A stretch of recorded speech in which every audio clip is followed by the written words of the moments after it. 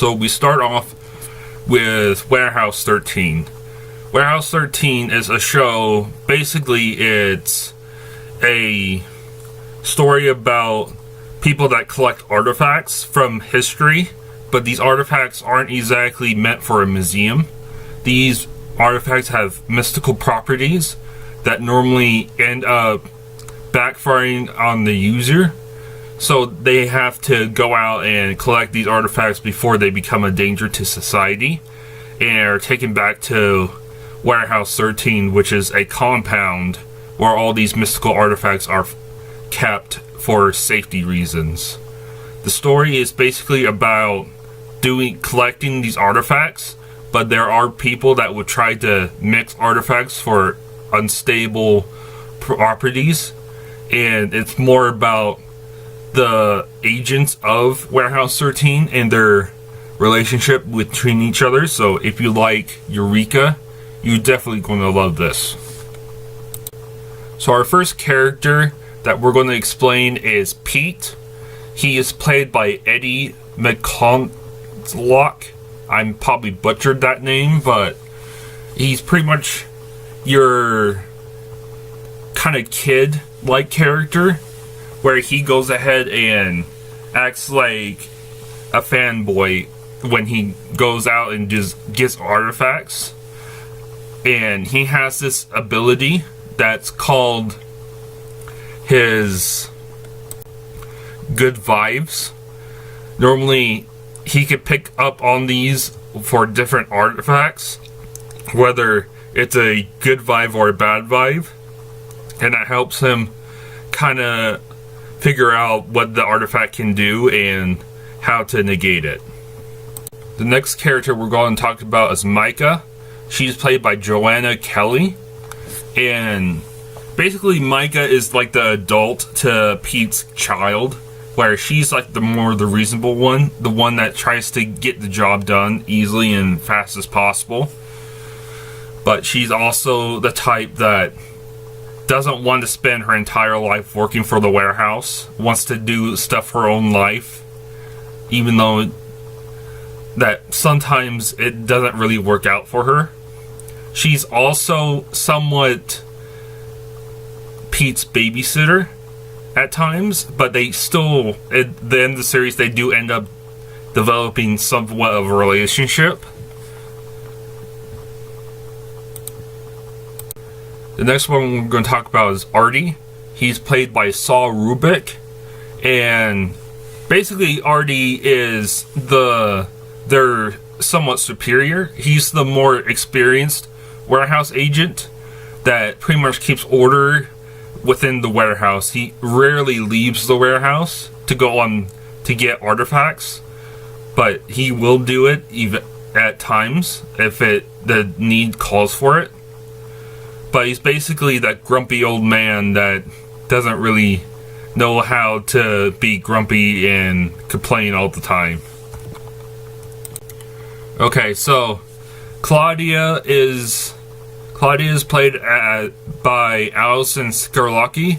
She's basically a victim of an artifact that took her brother away, and ever since she's been trying to get him back. And she's been going against the warehouse pretty much in season 3. She eventually gets her brother back, and eventually becomes a warehouse agent of her own. She is more like the youthful kind of super genius that exists within the warehouse. She often butt heads with Artie, and there's another thing. When you watch Eureka, you'll be noticed that you will see Claudia in the actual show, just due to the fact that both Warehouse 13 and Eureka have been crossing over a lot. So you'll be seeing people like Claudia in Eureka, and then you'll probably see people like Fargo in Warehouse 13. So it's a bit of a crossover just due to the fact that both of these shows were pretty popular during the time. So my actual in-depth review on it, basically I explained the story, and most of the story involves around some guy coming in and trying to use a bunch of artifacts to take over the world. And you have unique people that do that kind of stuff. Like you have H.G. Wells, the original H.G. Wells, and you have other people that do the same thing. Basically trying to take over the world using artifacts, and most of the time they fail at it, so that the Warehouse 13 agents stop them. Sometimes, like H.G. Wells eventually becomes more of an ally than a actual villain later in the series. But as far as the actual show, it's a good series, and it does have story arcs with each season, and there's about 5 seasons of it. So I would have to give this one an 8 out of 10. Just the fact that there's a lot in Warehouse 13, and I feel like there could have been more character growth with some of the other characters that isn't really specified. And you don't really know, at the end of the series, you don't really know what happens to the original Warehouse 13 agents. Just the fact that they're no longer in the picture. So, next is going to be my recommendations. Basically, recommendations, I will probably have to do like Stargate SG-1. It's a little bit older than Warehouse 13 or Eureka, but it's actually one of the best if you're into the whole sci-fi, going to other planets side of things.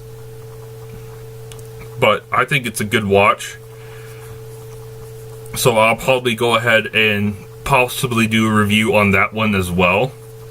But as far as Warehouse 13, it is worth a watch. You'll probably be able to find it off of both Amazon as well as Hulu and Netflix. There's no guarantee of that though, so I think it's worth a buy, honestly.